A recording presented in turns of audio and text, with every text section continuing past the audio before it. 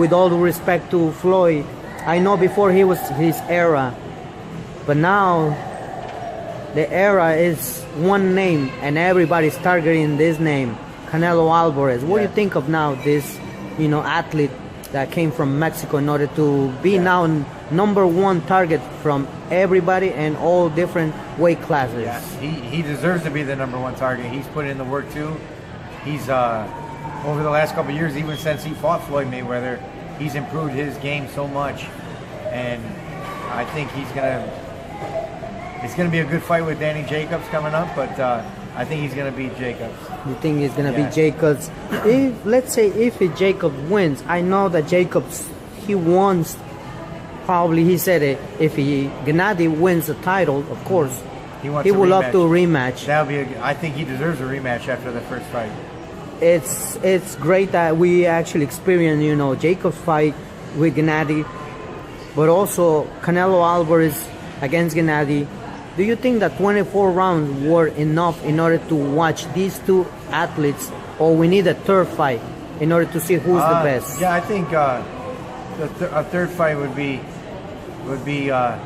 sufficient. I think that would work because honestly, my take on it, the first fight was a draw, but I thought Triple G won that fight. Just me personally, that's how I saw the fight. I thought Triple G won the fight.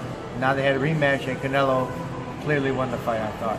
That's something that eventually, I spoke with Oscar. I already spoke with Tom Loeffler, and then I say, hey guys, I think 24 rounds were not enough, and I think the fight fans deserve the third one, and that will define who really is the best. Right. Because I'm not taking anything away from Gennady. I'm not taking anything away from Canelo, but they gave us a 24 rounds, great. And right. And I don't know if you agree with me. If this fight needs to happen, not right away, but eventually, in the time that eventually they come out with something and right, for sure, I agree with that. Promote this fight. Gennady Golovkin just recently joined the Zone. Would you think that he's now a danger for anybody in the middleweight division?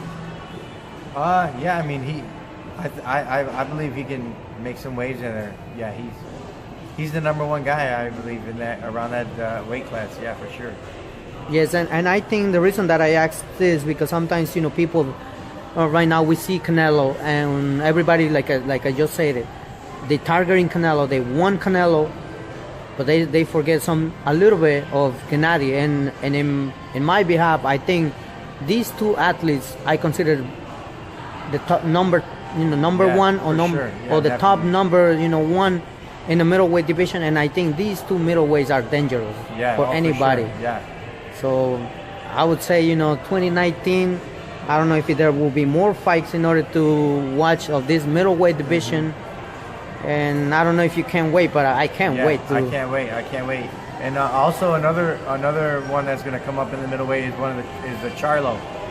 He might be able to make some waves in the middleweight division too. Yes, and talking about Charlo, you think he's ready in order to face maybe Gennady or going against Canelo, or he would need maybe another middleweight in order to step up? And I think he should take on one or two more fights to build it up, and then go for a shot. That should be awesome to see that Charlo, what he's gonna bring, because a lot of analysts in boxing, they say that his last fight it wasn't that 100% it wasn't that impressive. So I was actually there. Some of the fighters, and I'm not saying fans, some of the fighters, they said he's not ready for Gennady and not even for Canelo. So I was like, wow. So he says in his last performance he eventually did good, but not enough in order to. Right. Like I said, I was there. I watched the fight. I was there at the Barclays Center that night, and I thought he didn't look good. The guy that he fought, he was a last minute opponent. Replacement. But I think he outworked him in the end, and he got the decision. But he didn't look good. So, but that could be because it was a brand new opponent. He trained for somebody else. He trained for Monroe. And he got the guy from Russia. So or another thing, and I'm thinking in my mind, we're human beings at the end of the day. and I don't know if his brother's fights affected it, and I'm pretty sure it did because I really think it did. I think it did because he is not at the Charlo that we seen in the past that he performed on that night. So I think it had to be something affected. Yeah. And the twin brothers being twins and that close, anything affects one or the other, I believe. So I would say we can't wait for this fight. We gotta stay tuned. Coach, is there any message that you would like to share with everybody and all the fight fans that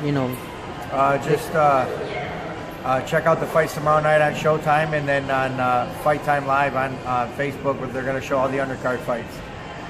Definitely, we don't want to miss it. Don't forget the Great Lakes King, Jericho Quinn. There you go. We don't want to miss, the whole card, I would say, because from the bottom to the top, it's going to be a great card. Right. So, guys, if you guys are able to come to Atlantic City, New Jersey, come and try to buy tickets, or stay tuned, on Showtime. There's still good tickets available. And definitely we're gonna, have a great show, and everything is gonna be worth it for all the fight fans and everybody that loves boxing. Thanks again, Coach. Thank you. Wishing nothing but the best for you fighter and yourself too. Thank you. Thank